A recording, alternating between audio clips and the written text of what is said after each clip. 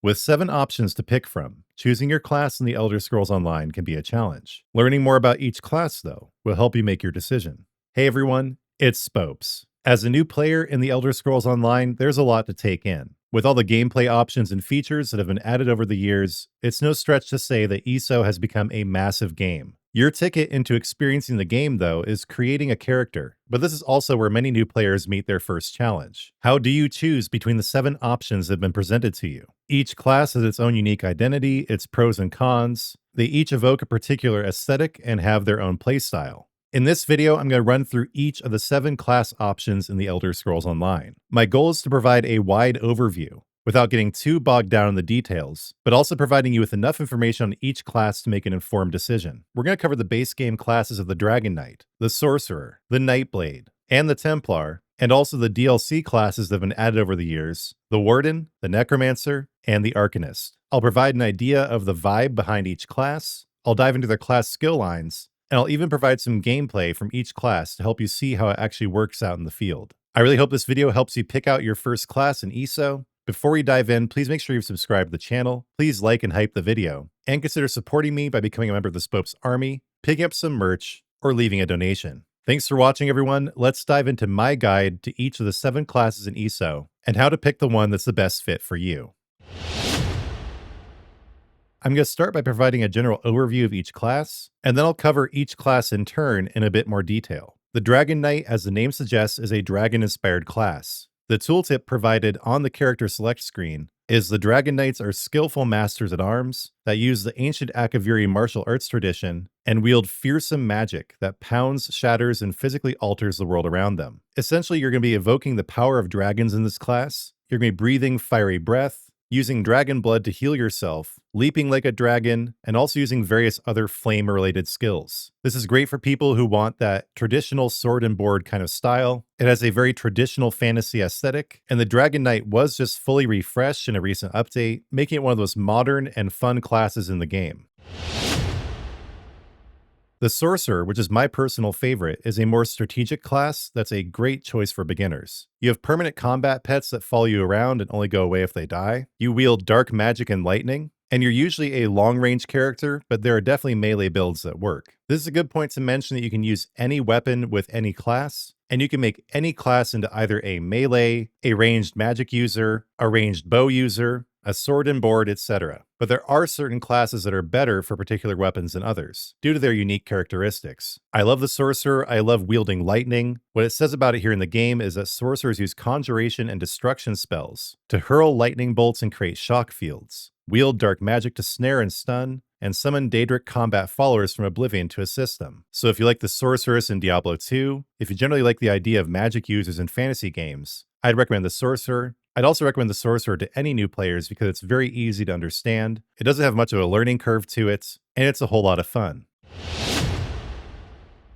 To be completely honest, the Nightblade is my least favorite class. It's the one I know the least about. It's mainly focused on single target damage, stealth, deception, hiding in the shadows. It's mainly designed to be a melee class, but you can use it with a bow or a staff or anything else. It's kind of the bloody, dark assassin sort of class. And here in the game, it says Nightblades are adventurers and opportunists with a gift for getting in and out of trouble. Relying variously on stealth, blades, and speed, Nightblades thrive on conflict and misfortune, trusting to their luck and cunning to survive. The Nightblade can definitely be fun. It's really good for PvP, but it's not something I've really gotten into myself. The Templar, on the other hand, is probably my second favorite class. It is the traditional Warrior of Light Paladin sort of class. You use a bunch of sun and light-based skills. It's equally good as a melee character and as a long-range character. It's great as a DPS or a healer, and you can even make the Templar into a tank. Generally, I just really like the class design behind the Templar. I love the Warrior of Light aesthetic. It's also a very customizable class, where you can make it into a short-range DPS powerhouse, or into a healer that keeps your whole trial team going. That's it for the 4 classes that were included with the base game. Just to be clear, all of these are free. They come with the base game. There is no separate DLC purchase necessary. The tooltip for the Templar says they are traveling knights that call upon the power of light and the burning sun to deal massive damage while restoring health, magicka, and stamina to their allies. So yeah, basically a healer, a paladin of light. The Warden was the first DLC class added to the game. Morrowind, the DLC it comes with, is now free, making this class free as well. This class uses nature magic, animal companions. It's basically a bond with nature kind of class, sort of like the druid in other games, but it also wields ice magic, which is very interesting. The Warden is getting a refresh later this year. Maybe by the time you watch this video, it already will have been refreshed, so some of this might not be relevant anymore. But the Warden is a really great healer. It has some really unique skills, including these vines that allow you to launch over to your allies. It's also the only other class in the game that has permanent pets. You can summon a giant grizzly bear that does your bidding and attacks enemies. I do like the Warden. I was never really gotten that into it personally. The Warden tooltip says that the Wardens are defenders of the green. They are master storytellers whose nature tales become magical reality. They wield frost spells against enemies and summon animals to aid them. The Necromancer is another DLC class, and you do have to buy it from the Crown store if you want it for 1,500 crowns. And I'll just be honest, the Necromancer is weird. If you're used to Necromancers from other games, like the Diablo series, this is going to be a bit of a shock. Weirdly enough, you do not have any permanent combat pets. You do have summons, but they disappear after a little while. There is also usage of corpses, but it's in ways you might not expect. There's actually quite a lot of cold damage used by the Necromancer as well, and it is probably the least favorite class in the game among the community in general, though it does work as a really great tank. But again, if you're looking for the usual kind of Necromancer thing here, you're not going to get it with this class. The best I can think is I didn't want it to overlap with the Sorcerer too much, so they didn't give it permanent pets, but I personally cannot wait for the Necromancer rework coming in 2027 most likely. Hopefully we will get permanent pets with this class at that point, but in the meantime, it does have a really badass scythe skill. The Necromancer's tooltip says that they are masters of death, they call upon corpses to serve as undead thralls and weave ghastly spells to both harm and heal.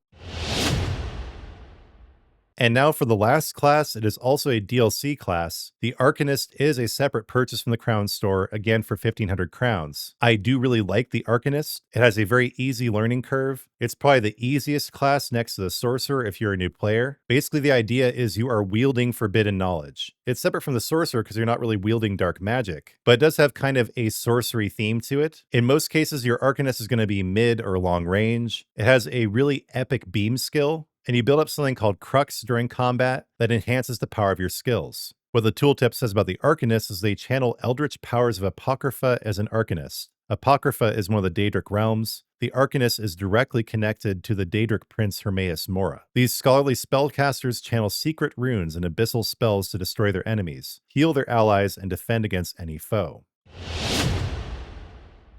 So that's the basic overview of the classes. And by the way, if you are ready to go ahead and make a character, I do have a video on how to create a character in the game as well that I'm linking above. But now that we've covered the basics of each class, let's dive into each one in turn to provide a little bit more detail.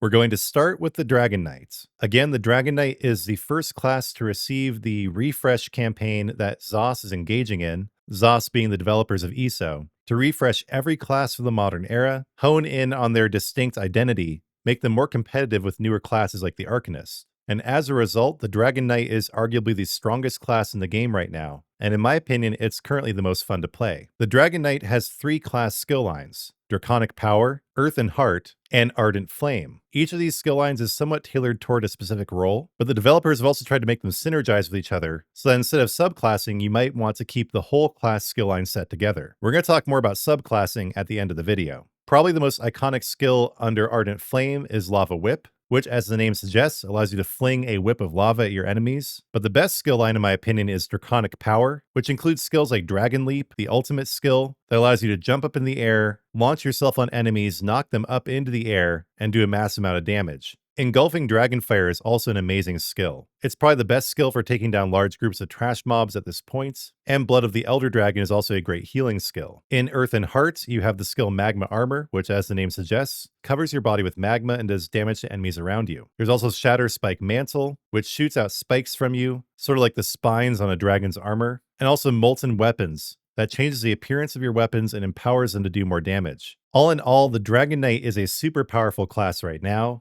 It's also a great deal of fun. Skills like Engulfing Dragonfire have been completely reworked, making them both more powerful and more enjoyable to use. If your goal in playing ESO is simply channeling sheer power, calling upon the power of flame, calling upon the power of dragons, the Dragonknight is the class to choose. More than any other class in the game, I feel like it channels that pure raw power idea, where you're just a powerhouse jumping in, dealing damage, taking control of the battlefield. It is mainly melee, mainly DPS. But like any other class in the game, you can tweak it and shift it around to make it work for you in any way that you like. Moving on to the Sorcerer, which is still my favorite class in the game, even with the Dragonknight rework. I love the fact that you can have 2 permanent combat pets at a time under the Daedric Summoning skill line. The Volatile Familiar, which is the evolution or morph of the Unstable Familiar, and the Twilight Matriarch, which is the morph of the Winged Twilight. The Volatile Familiar is a great damage over time area of effect skill, and the Twilight Matriarch is arguably the best healing skill in the game. Under Daedric Summoning, you also have skills like Regenerative Ward, which provides a very powerful damage shield. The other class skill lines include Dark Magic, which is most notable for crystal fragments, that lobs a huge glowing crystal at your enemies. Using other skills allows it to proc instantly. Usually it has a little bit of a cast time to it, but using another ability has a 33% chance of making crystal fragments cast instantly, making it a really powerful single target skill. The last class skill line is Storm Calling, which includes both Lightning Form and also Power Overload, the ultimate skill. This is why I affectionately call the Palpatine Hands skill. You just shoot lightning out of your fingertips, and it makes short work of trash mobs, while also serving as a very powerful PvP ultimate. What I probably like the most about the Sorcerer is that it's so easy to use. It pairs especially well with the Oaken Soul Ring,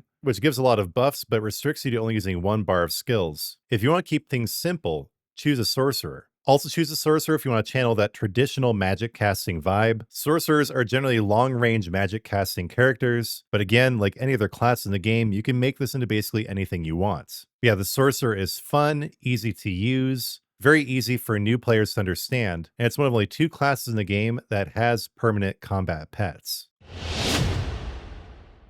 Moving on to the Nightblade, and again, I am not the preeminent Nightblade expert. It is the class that over my 12 years of playing ESO, I have played the least, by a wide margin, but I do know enough about it to give an overview, and hopefully help you choose if this class is right for you. The Nightblade uses 3 class skill lines just like every class: Assassination, Shadow, and Siphoning. Siphoning is mainly centered around using the power and life force of your enemies against them. You have ultimate abilities like Soul Shred, normal abilities like Siphoning Strikes. Shadow is all about hiding in the shadows, summoning shadowy familiars using Dark Shade, and even healing and increasing the movement speed of you and your allies with skills like Refreshing Path. Assassination, as the name suggests, is all about hiding and leaping out of the shadows, with ultimate abilities like Soul Harvest and normal abilities like Lotus Fan that allows you to launch yourself across the map, taking enemies by surprise. If you're a fan of the Assassin's Creed franchise, you might want to start with this class, but it does have quite a learning curve to it. It's really good for single target attacks, for taking down bosses. It's also the default PvP class due to its ability to hide and then strike from the shadows. But if you're making your first character in the game, the Nightblade might be a little bit too complicated. It's also not as great as the Sorcerer or the Arcanist or even the Templar for its clearing through the early game content like zone story quests, the main story quests, etc. The Nightblade is something I almost wish I knew more about, but it's really not my thing. I just know enough to say that it is a good assassin class. It's great for stealth and subterfuge, and you'll probably love it if you're into assassination in general in other games. Not in real life. I didn't say in real life. Okay, don't go assassinating people. Keep it to the video game.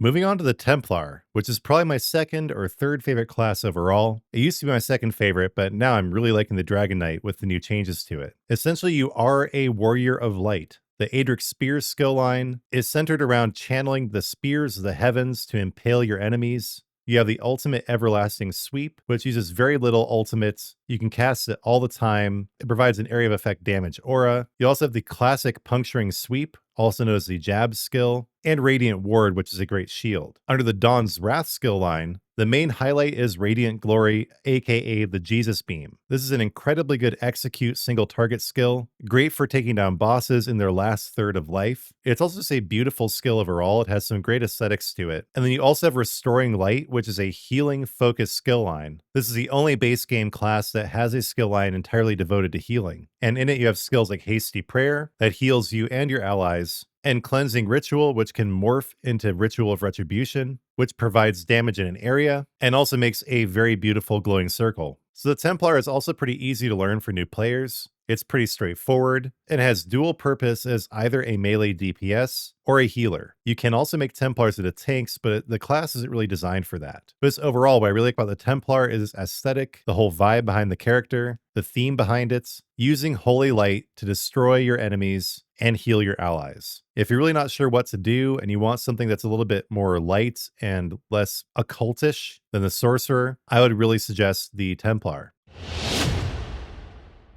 Moving on to the DLC classes, starting with the Warden. I'll be honest with you, the Warden is kind of weird. It's like they took the idea of a druid and then brainstormed off of that after taking ayahuasca. It's definitely not a druid, but it's not anything else really either. It's a really great healer, but as far as other roles go, it's kind of confusing as a DPS character. It definitely has a steep learning curve, with many abilities not doing as much damage as you'd like, but if you do like the nature magic druid kind of vibe, pick the Warden. It has 3 class skill lines. Animal Companions is the first, and that's where you get your bear from. It is an ultimate skill, and you can cast it after having enough ultimate to attack a single enemy. You also have the skill Screaming Cliff Racer, which is a pretty good single target skill, and Deceptive Predator, which makes these big ol' wings and increases your movement speed. Green Balance is a dedicated healing skill line, and it includes skills like Enchanted Growth that heals allies in front of you, Leeching Vines, which casts vines onto you or an ally to heal them over time, and also Bursting Vines, which is just fun. It's weird. It allows you to launch yourself like Tarzan or something at an ally,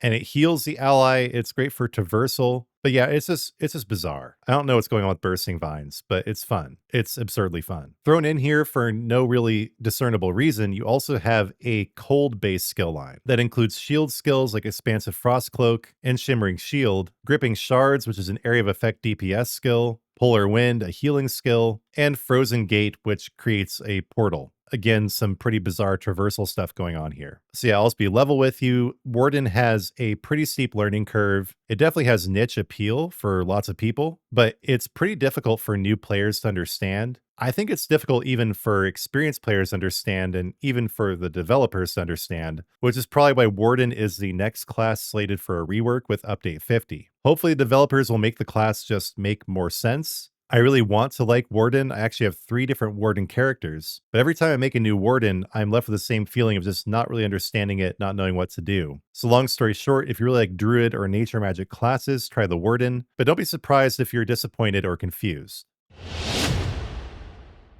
Speaking of disappointed and confused, meet ESO's Necromancer. Maybe I was just spoiled from playing Diablo 2 way too much as a kid, but when I think of a Necromancer, I think of hordes of undead minions responding to my beck and call, swarming enemies, and you won't get anything like that with ESO's Necromancer. There are no permanent summons. They all go away after a while. It has a weird relationship with cold, and corpses are sort of a take it or leave it kind of thing instead of the core of the Necromancer's identity in this game. Your 3 class skill lines are Gravelord, which is sort of a summoning skill line, but again, they're all temporary. You have the ultimate Glacial Colossus that summons a giant flesh Atronach to pummel the ground, Blighted Blast Bones, which is a great PvP skill, and Skeletal Arcanist, which only lasts 20 seconds, but is sort of like a skeletal mage from the Diablo series. Then you have Bone Tyrant, the main highlight of which is Hungry Scythe, which summons a giant scythe to sweep the enemies in front of you. It's a great area of effect DPS skill, and when I say great, I mean it looks great and it feels great to use, even though it's not really that powerful. The Necromancer's 3rd skill line is Living Death, which is a healing-oriented skill line that allows you to summon a temporary Spirit Mender pet, tethers you to corpses to heal yourself and allies, and also provides other healing utility. But yeah, while I love the Necromancer in the same way that I will love any class called a Necromancer in any game, I know I'm not the only one left confused by the design aesthetic that went into this Necromancer in ESO. I guess they want to do something unique, and they definitely succeeded in that, but they stirred the pot so much that the resulting concoction can't even really be called a Necromancer in the traditional sense. Necromancers are pretty good healers, they're even better tanks, but what they aren't good at is making any sense, both for veteran players and new players alike. You may want to pick this class if you want to channel the whole Lord of Death idea here, but it has a pretty steep learning curve that never really drops off because you get to the end of it and you are still confused. Lastly, we have the final DLC class, the Arcanist. Now, I love the Arcanist. It is fun, it is easy to use. When it came out in 2023, it really displayed all of the learning that ZOS had done with its other classes. It has distinctive healing, tanking, and DPS skill lines. It has a crazy powerful beam skill, and the whole idea of Crux, which you generate during combat and then spend to empower your other skills, is just genius. I feel like the Arcanist is a pretty much flawless class. The whole thing makes sense from top to bottom. It's cohesive, it's innovative, and it's a lot of fun to play. I feel like they chose a real class identity with this one and stuck with it, instead of cobbling together a bunch of weird junk like they did with the Warden and the Necromancer. So the 3 class skill lines are Herald of the Tome, which is a DPS skill line that includes the Tide King's Gaze, the Morph of the Unblinking Eye that is a very powerful ultimate. It casts down a beam from above that follows enemies. You also have Abyssal Impact with the Morph Cephaliarch's Flail that is great for generating Crux, and Pragmatic Fate Carver, a Morph of Fate Carver that is absolutely amazing at using that Crux. This is probably the best beam skill in the game. It does damage in area of effect, you can control its direction. It's basically a giant laser. Then you also have Curative Rune Forms, which is the healing skill line. The main highlight of which for me is Chakram of Destiny, the giant green frisbee skill. You basically throw frisbees at yourself and your allies, they circle around you, and they provide you with a damage shield. This is really fun for just punking people in social areas, just throwing frisbees at them until they go insane. And then you do also have Soldier of Apocrypha, the tanking themed skill line, which has damage mitigating skills like Runespite Ward, Fate Woven Armor, and Runic Defense. So yeah, next to the Sorcerer, the Arcanist is probably the easiest class to learn. It's really easy for new players, but you do have to buy it as a separate purchase for 1,500 crowns. It's also still one of the most competitive classes in the game. It's right up there in the S rank tier alongside the new and improved Dragonknight. If you want to do a lot of damage, be competitive right from the start, choose the Arcanist. And before we go, a quick note about subclassing. Subclassing is a new feature added in 2025 that allows you to take skill lines from other classes and put them on any class in the game. So you may have noticed throughout this video that on certain of my characters, I'm using skills from skill lines that are not associated with that class. On my Arcanist here, for instance, I have the Daedric Summoning skill line. On any of your characters that have already reached level 50, you can subclass up to 2 skill lines from other classes. You can only take 1 skill line from each other class. So for instance, I can only take 1 skill line from Sorcerer, I could take another one from Necromancer or something if I wanted to, and you do have to get those skill lines up to level 50 on that class before they can be subclassed. Subclassing is highly controversial, but I think it is a great addition to the game. It has created a meta in the game where it was supposed to make the game more free, make it easier to experiment, so it's kind of had a counteractive effect compared to its original design. But I do love the fact that on any character, I can get my Twilight Matriarch and my Scamp. And it's really important to keep in mind the existence of subclassing when you make a character, because you aren't limited to the skill lines on the class that you choose. You can simply make another character, get their skill lines to level 50, and then transfer over one of those skill lines to your original character. So for instance, you may love the Arcanist, but you may want the Daedric Summoning skill line like I did here. Just make your Arcanist, level it up, then level up a Sorcerer too, and then you can bring over the Sorcerer's skill lines to your Arcanist. All right, that does it, everybody. I really hope this video is helpful as you choose your first class in the Elder Scrolls Online. I wanted to provide as much detail as possible without being overwhelming. In the comments, let me know what you think of my approach. Let me know any questions you may still have. Either myself or someone else in the community will be happy to provide you with more information. But yeah, I just want to provide a general overview while also getting into the different skill lines, mainly focusing though on the idea, on the vibe, on the aesthetic behind each class. Because that's what I really feel like you should focus on as you're making your first character in the game. Not which class is the most powerful, not which one is the most competitive, but simply which class you feel the most drawn to. Even as a brand new player, you have 8 character slots. Do not be afraid to experiment. Make a character for each class if you want to. Try them all out. But do listen to that voice inside as you figure out which one you want to make first. If you want a Holy Light aesthetic, go for the Templar. If you want to wield dark magic, go for the Sorcerer. If you want what's most powerful, go for the Arcanist or the Dragonknight. The point is, the choice is in your hands. Dive into the Elder Scrolls Online with whichever class appeals to you the most. Enjoy your experience and report back here with your results. Again, thank you all so much for watching. I really hope the video is helpful. Before you go, please do like the video, subscribe to the channel. Also consider supporting me by joining the Spopes Army, picking up some merch, leaving a super thanks. It all helps. And before we go, I'm going to finish up as always with a prayer to my Lord and Savior, Jesus Christ. Lord Jesus, thank you for the opportunity to make this video today. I ask that you empower this video to help as many people as possible plot their course to the Elder Scrolls Online so they have the most enjoyable experience possible. And Lord, I thank you for my community. Please bless all my viewers and subscribers and members. Bless them in the Elder Scrolls Online and in the real world beyond. And then, Lord, I especially ask you to bless anyone struggling to follow in the footsteps of Jesus. Empower them to follow you, Lord, and also bring all recently departed souls across the world to your side. I give you all glory for the video today, Lord, and for my channel. Lord, in your mercy, hear our prayer. Thanks for watching, everybody. Again, before you go, please do like, hype, and subscribe. And when you do subscribe, turn on notifications, because I'll be back soon with new content.